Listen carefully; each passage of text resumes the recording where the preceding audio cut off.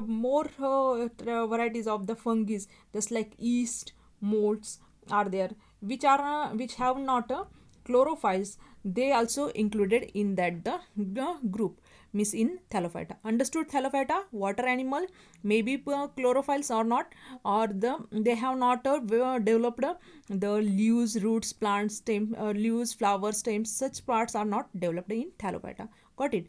Next one division of that the cryptogams is the bryophyte.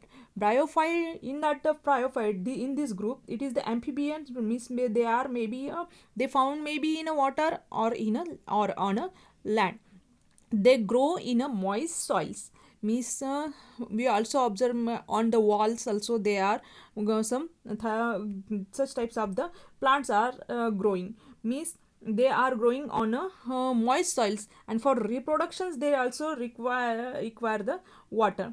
And these types of the thalloids, multicellulars and the autotropics are plants are there. They reproduces by the spores. Spores means just like the dust part which is at the end or top of that the stems of that such plants, and that powder like part spread, and through that the spores there is the reproductions occur, means here is the reproductions of the spore reproductions are there, and for the water is required for the reproduction.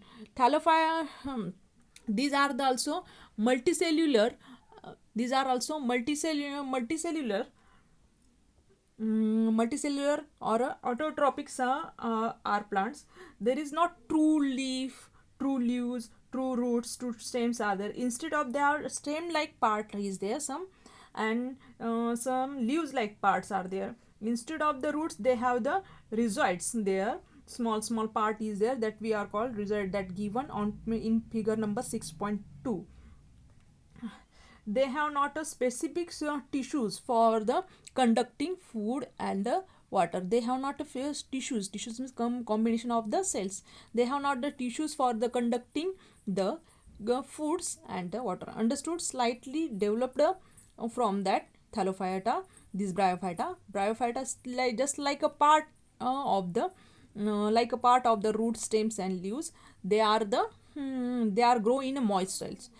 Now Pteridophyta. Pteridophyta is third one division of the cryptogams. In this Pteridophyta, the plants are well developed groups.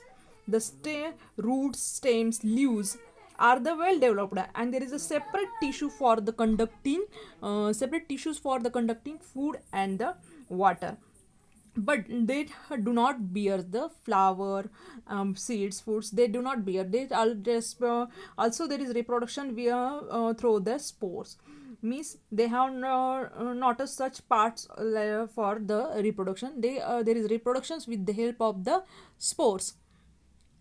And these tissues have conducting, they have the conducting food tissues, like the for the conducting food, for the conducting water.